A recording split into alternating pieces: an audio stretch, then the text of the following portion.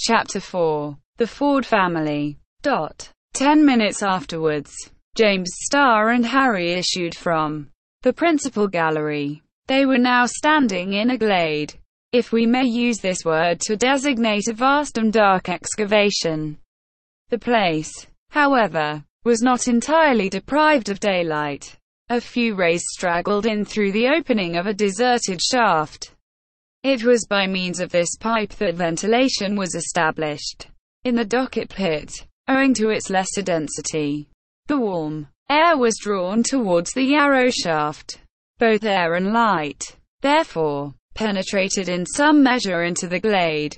Here Simon Ford had lived with his family 10 years, in a subterranean dwelling, hollowed out in the schistous mass, where formerly stood the powerful engines which worked the mechanical traction of the docket pit. Such was the habitation, his cottage, as he called it, in which resided the old overman, as he had some means saved during a long life of toil. Ford could have afforded to live in the light of day, among trees, or in any town of the kingdom he chose. But he and his wife and son preferred remaining in the mine, where they were happy together, having the same opinions, ideas, and tastes. Yes, they were quite fond of their cottage, buried 1,500 feet below Scottish soil. Among other advantages, there was no fear that tax gatherers or rent collectors would ever come to trouble its inhabitants. At this period, Simon Ford, the former overman of the docket pit, bore the weight of 65 years. Well, tall, robust, well built, he would have been regarded as one of the most conspicuous men in the district which supplies so many fine fellows to the Highland regiments.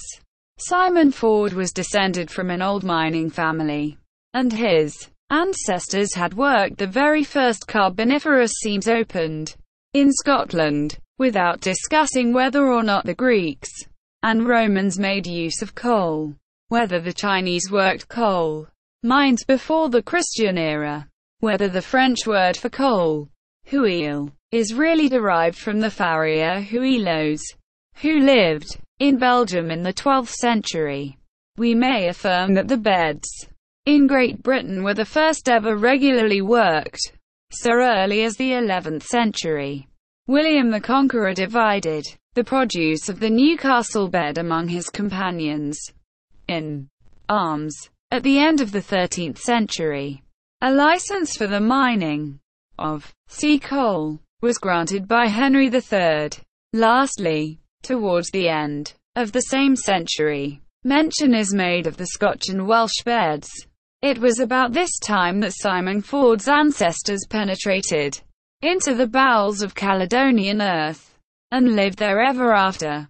From father to son, they were but plain miners. They labored, like convicts, at the work of extracting the precious combustible. It is even believed that the coal miners, like the salt makers of that period, were actual slaves. However that might have been, Simon Ford was proud of belonging to this ancient family of Scotch miners.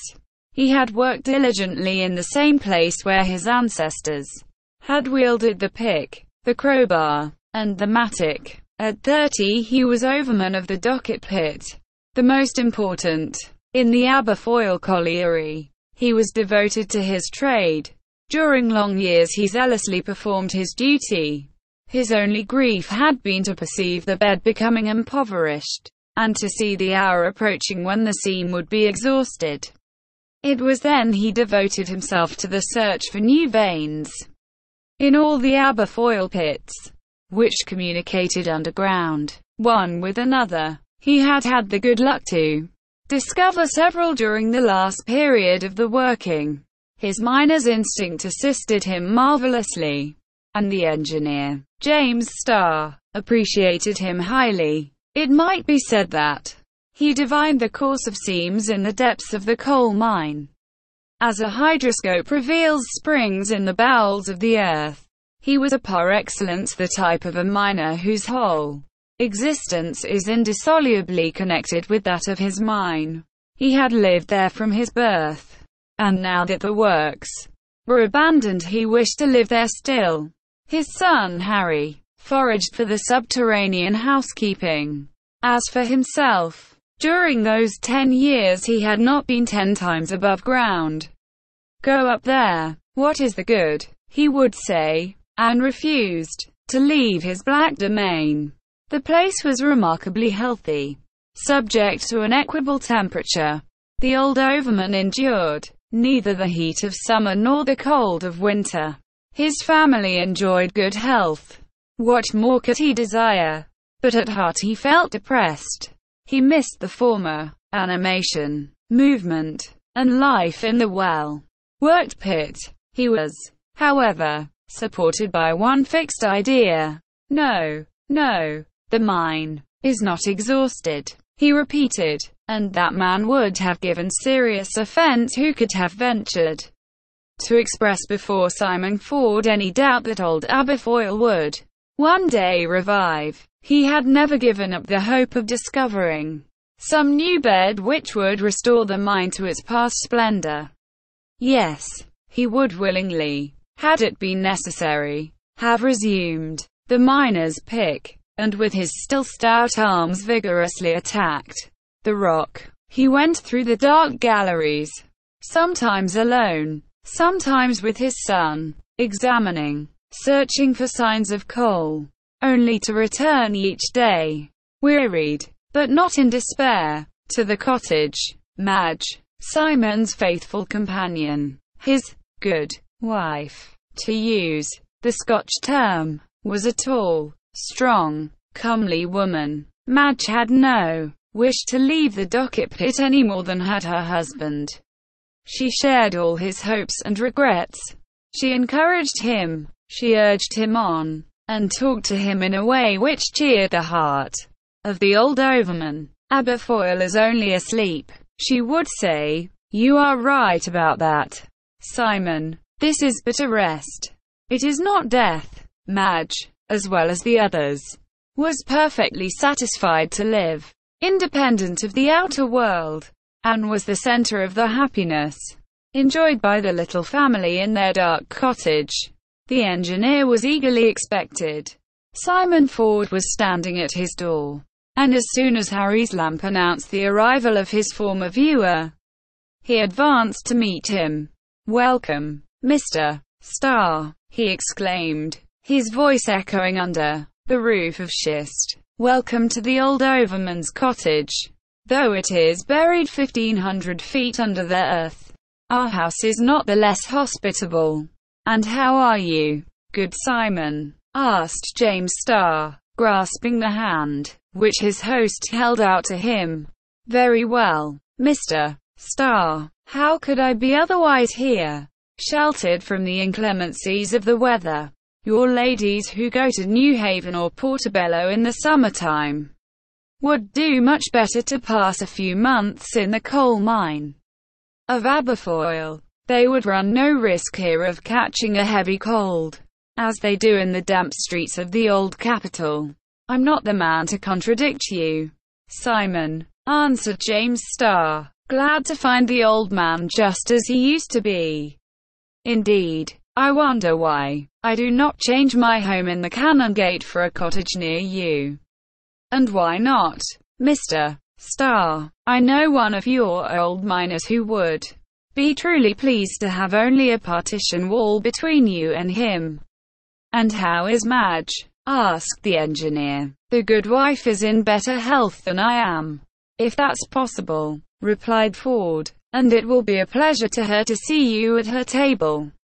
I think she will surpass herself to do you honor."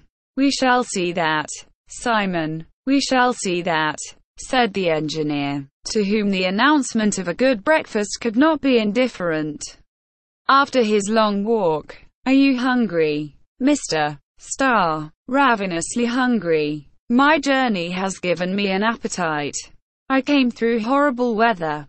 "Ah, it is raining up there," responded Simon Ford. "Yes, Simon, and the waters of the Forth are as rough as the sea." "Well, Mr. Starr. Here it never rains, but I needn't describe to you all the advantages, which you know as well as myself. Here we're at the cottage.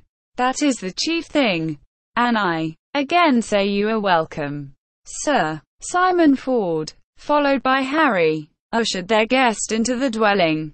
James Starr found himself in a large room lighted by numerous lamps, one hanging from the colored beams of the roof.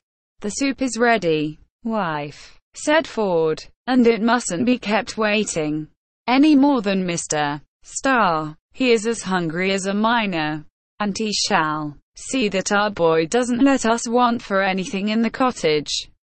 By the by, Harry, added the old overman, turning to his son, Jack Ryan came here to see you. I know, father. We met him in the Arrow shaft. He's an honest and a merry fellow, said Ford, but he seems to be quite happy above ground. He hasn't the true miner's blood in his veins. Sit down, Mr. Starr, and have a good dinner, for we may not sup till late, as the engineer and his hosts were taking their places. One moment, Simon, said James Starr. Do you want me to eat with a good appetite? It will be doing us all possible honor, Mr. Starr, answered Ford. Well, in order to eat heartily, I must not be at all anxious. Now I have 2 questions to put to you. Go on, sir. Your letter told me of a communication which was to be of an interesting nature. It is very interesting indeed. To you and to me, Mr. Starr. But I do not want to tell it you until after dinner, and on the very spot itself. Without that you would not believe me. Simon, resumed the engineer, look me straight in the face. An interesting communication. Yes. Good. I will not ask more, he added, as if he had read the reply in the old overman's eyes. And the second question, asked the latter. Do you know, Simon, who the person is who can have written this? Answered the engineer, handing him the anonymous letter. Ford took the letter and read it attentively, then giving it to his son. Do you know the writing? He asked. No, father, replied Harry. And had this letter the Aberfoyle postmark? Inquired Simon Ford. Yes, like yours, replied James Starr. What do you think of that, Harry? Said his father, his brow darkening. I think, father, returned Harry, that someone has had some interest in trying to prevent Mr. Starr from coming to the place where you invited him. But who? Exclaimed the old miner. Who could have possibly guessed enough of my secret? And Simon fell into a reverie, from which he was aroused by his wife. Let us begin, Mr. Starr, she said. The soup is already getting cold. Don't think any more of that letter just now. On the old woman's invitation, each drew in his chair, James Starr opposite to Madge, to do him honor, the father and son opposite to each other.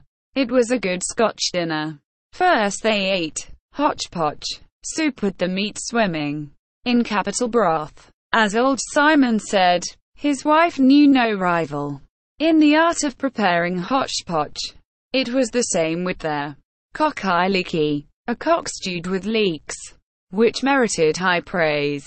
The whole was washed down with excellent ale, obtained from the best brewery in Edinburgh. But the principal dish consisted of a haggis, the national pudding, made of meat and barley meal. This remarkable dish, which inspired the poet Burns with one of his best odes, shared the fate of all the good things in this world. It passed away like a dream. Madge received the sincere compliments of her guest.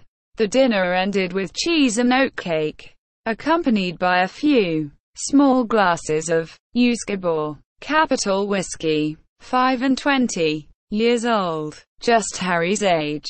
The repast lasted a good hour. James Starr and Simon Ford had not only eaten much, but talked much too, chiefly of their past life in the old Aberfoyle mine. Harry had been rather silent. Twice he had left the table, and even the house. He evidently felt uneasy since the incident of the stone, and wished to examine the environs of the cottage.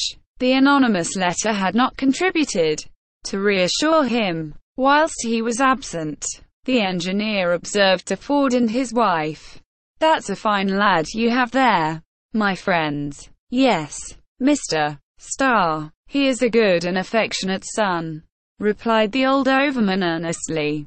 "Is he happy with you in the cottage? He would not wish to leave us. Don't you think of finding him a wife some day?" "A wife for Harry?" exclaimed Ford. "And who would it be?" "A girl from up yonder, who would love merry makings and dancing, who would prefer her clan to our mine." "Harry wouldn't do it, Simon," said Madge. "You would not forbid that Harry should take a wife?" "I would forbid nothing," returned the old miner. "But there's no hurry about that. Who knows but we may find one for him." Harry re-entered at that moment, and Simon Ford was silent. When Madge rose from the table, all followed her example, and seated themselves at the door of the cottage. "Well, Simon," said the engineer, "I am ready to hear you." "Mr. Starr," responded Ford, "I do not need your ears, but your legs. Are you quite rested?" "Quite rested and quite refreshed, Simon. I am ready to go with you wherever you like." "Harry," said Simon Ford, turning to his son, "light our safety lamps." "Are you going to take safety lamps?" exclaimed James Starr, in amazement, knowing that there was no fear of explosions, of fire, damp in a pit quite empty of coal. "Yes, Mr. Starr, it will be prudent." "My good Simon, won't you propose next to put me in a miner's dress?" "Not just yet, sir, not just yet," returned the old overman, his deep-set eyes gleaming strangely. Harry soon reappeared, carrying 3 safety lamps. He handed one of these to the engineer, the other to his father, and kept the third hanging from his left hand, whilst his right was armed with a long stick. "Forward," said Simon Ford, taking up a strong pick, which was leaning against the wall of the cottage. "Forward," echoed the engineer. "Good bye, Madge." "God speed you," responded the good woman. "A good supper, wife. Do you hear?" exclaimed Ford. "We shall be hungry when we come back, and will do it justice."